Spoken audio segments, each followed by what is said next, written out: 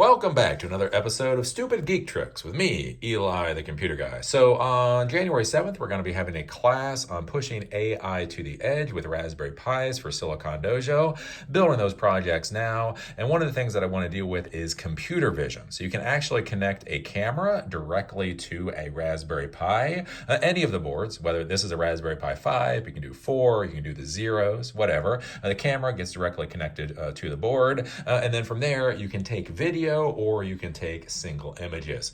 So basically what I want to do is show people how to try to optimize, taking images so that their system works decently. So one of the curious things is that this will actually run Llava. So you can put Llama onto your Raspberry Pi 5 and you can run what is called the Llava vision model, and it works. It works. As I will show you, it literally takes about 5 minutes for a response.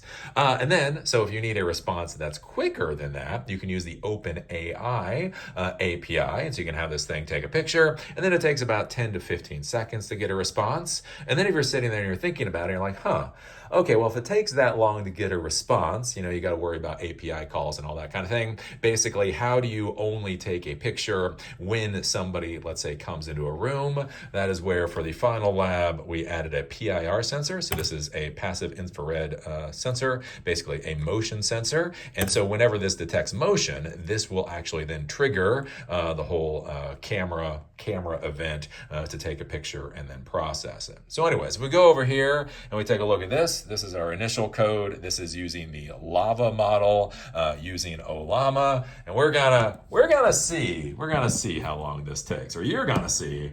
I've already seen this. We're going to use a little speed up here. So anyways, so I have the thing there. I'm going to then hit enter. So it's taking a picture now, right? Yay! It's taking a picture of me. Okay, and then we'll just start the timer now. We'll give it a little bit of a head start. Start the timer, and we will see how long this takes. Last time I did this, it took about 5 minutes.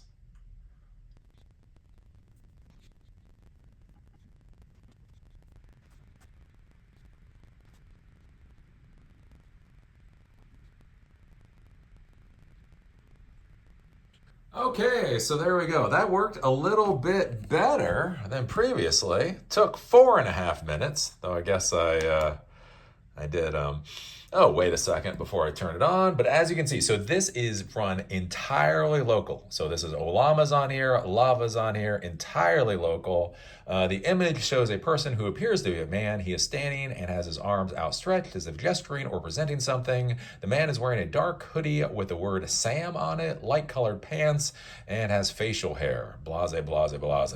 So anyways, that is basically what this was able to give, and it gives you about a 4.5 minute response time. So that's why we go over here, and so I'll show people in the class, is using the OpenAI API. So basically what will happen then is the Raspberry Pi is going to take the picture, is going to send that picture up to OpenAI, and then OpenAI is going to process it and then send the response down. So basically what I can do here is we're going to do, so this is the OpenAI's, right? And let's focus like that, and then we're going to clear this, and then I'm going to hit enter, and then I'm going to start. So it's taking the picture. So image is received. So actually, I started that before the picture was even taken.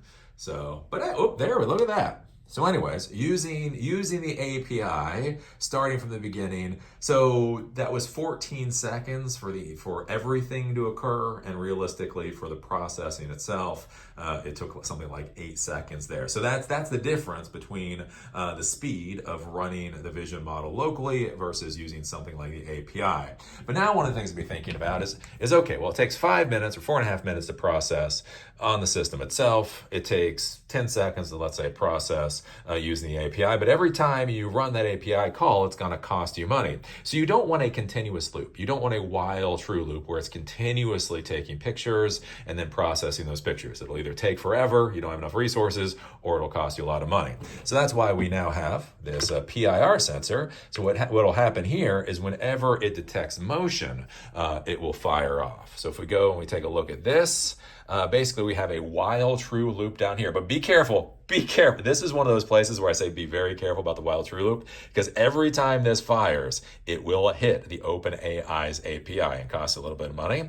So it says PIR dot win motion equals process. So we're going to be using the GPIO 0. We're going to import the motion sensor function.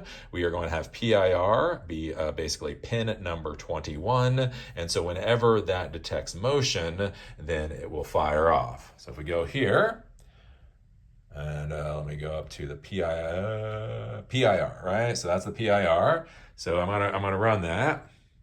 And I'm gonna be still. See, I'm still. I'm not doing anything. Now I'm gonna dance. Now I'm dancing. Now I'm dancing. It's gonna take a picture of me. Okay, so it's dancing. Now it goes through. And again, it'll take about 10 seconds to process. Okay, there we go. It processed. So now you'll notice the loop isn't moving, and the loop isn't moving because I am still. I am still as a ninja. Okay, now I'm going to dance. Oh, now I move. Where am I going? All right, so it took a picture. See, when I moved, it took a picture. Now it's going through. Now it's processing. Now it's processing, and you kind of get the point. Oh, there it moved again, so it's triggering again. So basically, whenever the sensor detects the motion, that will trigger this loop to occur, and we just hit Control-C. So anyways, basically, this is kind of the idea here, to give you a better feeling of how things, like vision and all of that works using something like a Raspberry Pi. So you can do it locally, takes 5 minutes to process. You can do the API, takes about 10 seconds to process, and you can add a PIR sensor, so the whole thing only triggers when there is actual motion. So as I say, this is part of the class that I'm creating for Silicon Dojo. We're having this class on January 7th in Durham, North Carolina. Take a look at silicondojo.com if you're interested in our schedule. We have many other classes coming up. And with that, see you later.